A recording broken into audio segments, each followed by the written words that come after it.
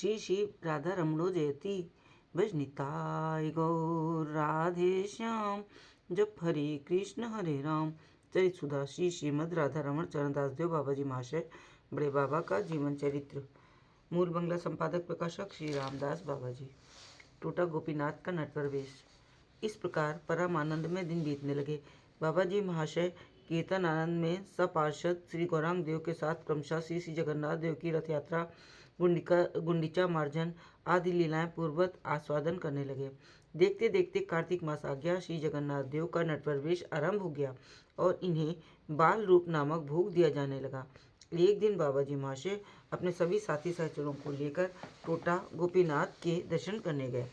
गोपीनाथ जी के साथ राधा भाव विष्ट श्री गौरांग देव का मिलन करा। मन ही मन जाने क्या सोचा वे ही जाने। पुजारी से पूछा, आप गोपीनाथ जी को नटवर वेश में सजा सकेंगे? पुजारी ने उत्तर दिया, आपकी कृपा हो तो अवश्य सजा सकूंगा।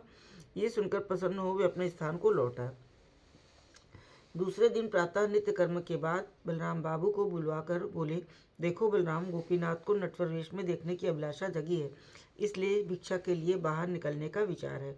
बलराम बाबू ने कहा, नटवर वेश में ऐसा क्या खर्च होगा, उसके लिए भिक्षा करने की क्या आवश्यकता है? बाबा जी महाशय ने थोड़ा हंसकर कहा, देखो बलराम, भिक्षा लब्ध वस्तु द्वारा भगवत सेवा करने से जितनी प्रीति होती है उतनी किसी एक व्यक्ति के पैसे से करके नहीं होती, इसलिए चलो सब मिलकर भिक्षा करें। इतना कहकर भजनिताई गौर राधे श्याम जब हरे कृष्ण नाम कीर्तन करते हुए भिक्षार्थ निकल पड़े। साथ में बहुत लोग हैं, खूल करताल बज रहे हैं। पहले पुरी वासियों ने सोचा कि बाबा जी महाशय नगर कीर्तन के लिए निकले हैं, पर जब देखा कि उनके कंधे पर झोली है तो सभी हड़बड़ाते हुए बलराम बाबू से पूछने लगे, आज किस उपलक्ष्य में बाबा जी महाशय भिक्षा के लिए निकले हैं? बलराम बाबू ने कहा, टोटा गोपीनाथ का नटवर वेश करने की इच्छा है, सो भिक्षा के लिए निकले हैं। सुनते ही सब अपनी अपनी इच्छा अनुसार कोई 5, कोई 10, कोई 2, कोई 1 रुपये बाबा जी महाशय की झोली में डालने लगे। थोड़ी देर भ्रमण कर झाँट पीटा मट लौटे। झोली को लौटकर बलराम बाबू ने गणना की और बताया कि 93 रुपये 4 आने भिक्षा में प्राप्त हुए हैं।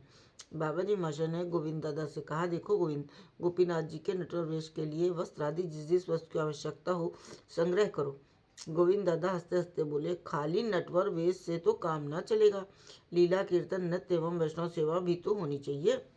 बाबा जी महाशय बोले, अच्छा तुम लोग सरल प्राण से प्रार्थना करो, निताई चांद की इच्छा से पैसों का अभाव नहीं होगा। बलराम बाबू ने कहा, बालकों की नृत्य मंडली बुलवा लेना ठीक न होगा। बाबा जी, कहाँ का दल ठीक रहेगा? बलराम, सत्यवादी के बिहारी बाबू का दल बहुत अच्छा है, उनका लड़का खूब नाचता है। बाबा जी, तो ठीक है, उन लोगों को सूचना भिजवा दो।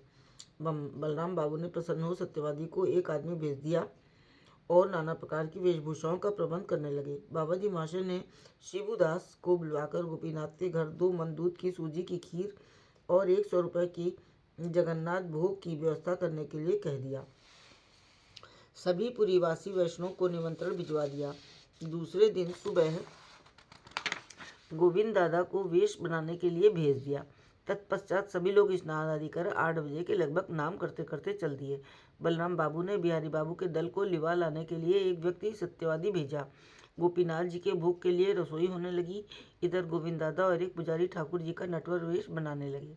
10 बजे के लगभग गोपीनाथ के दर्शन खुले। भीड़ का कुछ ठिकाना नहीं, दर्शन भी अपूर्व।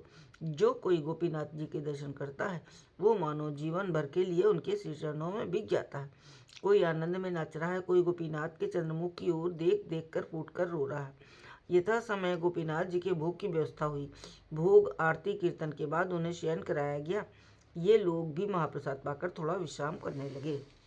इधर बिहारी बाबू का दल आ पहुंचा। गाना आरंभ हो गया। बिहारी का लड़का अपूर्ण नृत्य गान कर रहा था। बाबा जी महाशय प्रेम विभोर हो गान सुन रहे थे। संकीर्तन के भावों के साथ नृत्य परायण लड़का ऐसा अपूर्व अभिनय कर रहा था कि सभी विस्मित हो गए। रात 7 बजे के लगभग गान समाप्त हुआ। इधर वैष्णव मंडली के आने पर महाप्रसाद पंगत आरंभ हुई। श्री गोपीनाथ जी के ऐसे अपूर्व दर्शन थे कि जो भी एक बार उनकी ओर देखता वही मुग्ध हो जाता।